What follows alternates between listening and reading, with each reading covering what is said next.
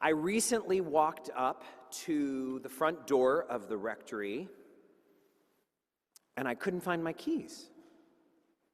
I patted myself down, dug through my pockets, which are as filled with things as most women's purses are. Couldn't find them. And I immediately thought, oh no, where? I've been 15 places today. I felt exhausted just thinking about the process of finding those keys. So I rang the doorbell, and Gary, our operations manager, let me in, and I told him, I can't find my keys. And he said, you've got to pray to St. Anthony. So I did, and I found them in 1 minute. And I thought, whew. The problem is, that happens so often, we don't even notice. How many times we go, whew, and move on. And the thing is, we have to love ourselves enough to savor moments like that. To not move on, but to say, St. Anthony, thank you so much. But more than that, to say, I would have had to drive all over town retracing my steps and spent half a day and maybe not even found them. But instead, I found them in 1 minute. It's so important to savor that. It made me think of a lady I know who passed away this year who was very dear to me. She once lost her car keys for 6 months. And it was one of those smart keys that is so expensive to replace. She said it was going to cost her like $2,000 to get a new key. And she said, ugh, and I thought, classic me, I lose everything. So this lady happened to not be Catholic. So she said to one of her Catholic friends what she was going through, and the friend said, you should pray to St. Anthony. And she said to her Catholic friend, if he helps me find those keys, I'll become Catholic. So she prayed to St. Anthony. Those keys had been missing for 6 months. An hour after she said the prayer, she took the garbage out, and then she saw, in the bottom of the garbage can, between the can and the liner, there were the keys. Where they'd been sitting for 6 months, just out of her sight. She probably changed the garbage twice a week in all that time and just never saw them there. And she called her Catholic friend up. And she said, tell St. Anthony not to bother. I found them.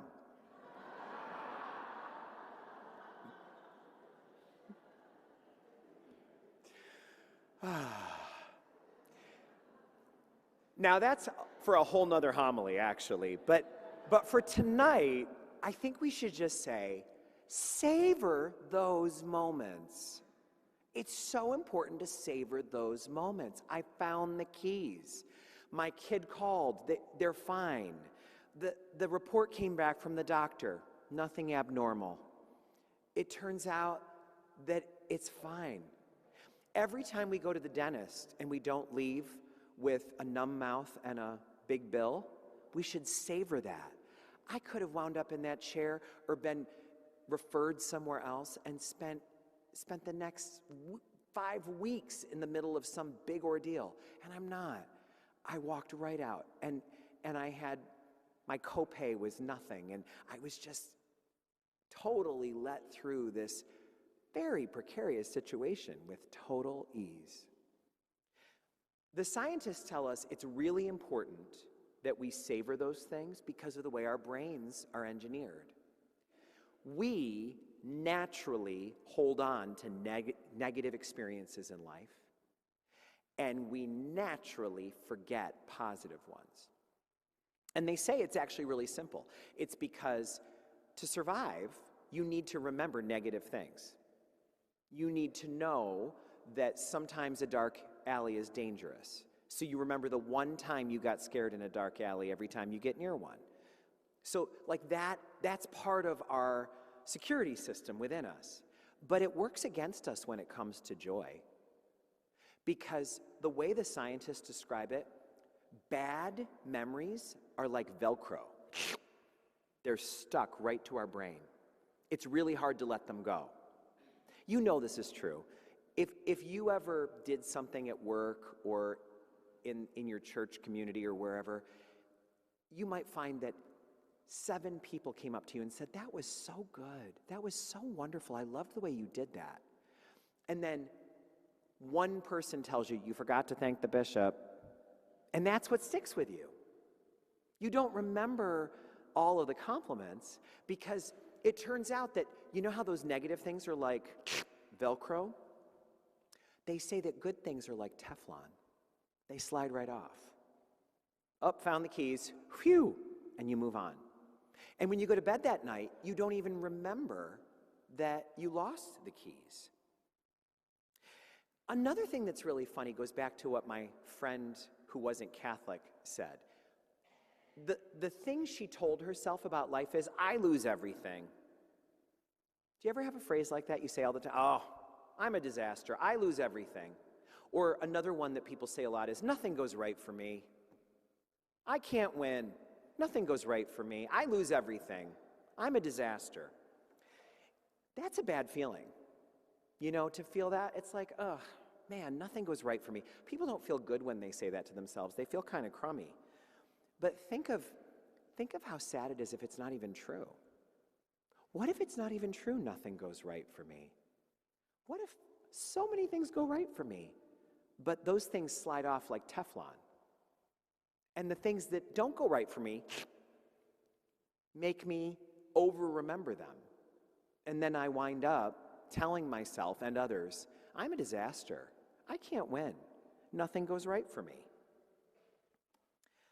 I was recently in the hospital for my weekly rounds, and I had to anoint a patient who was awaiting a serious surgery. And everyone in the room was really eager for me to do this. They felt like, "Oh, this is going to help, and this is going to break the tension, and we're finally going to be able to hand this over to God." And I was so happy to be the one to be there to do it. It's such a privilege to be a priest in those moments. And I reached in my pocket, and the oils weren't there. I was like, "Where are the oils?" They weren't in my pocket. And I immediately thought to myself, "Oh, nothing ever goes right for me." And then I thought to myself, "Oh my gosh, now I'm going to have to go down 10 flights of stairs, go back to Sister Donna's office, get my coat, walk back to the parish, go to the sacristy, get the other backup oil, walk all the way back, go through security, put my coat in Sister Donna's office, go upstairs." And right as I was thinking that, I reached in the other pocket where it never is, and there it was. And I thought, whew. Actually, that time I said, "Thank you, thank you, thank you, thank you, thank you." Because that would have been a really awkward little maneuver there. But you know, I had to go back over that later in the evening to reflect on it. Because I had about 10 more visits to do after that visit, and it would have been easy for me to forget that at the very first visit, I thought I had no oil, and I was going to have to do a very hard and awkward detour, and I didn't have to do it.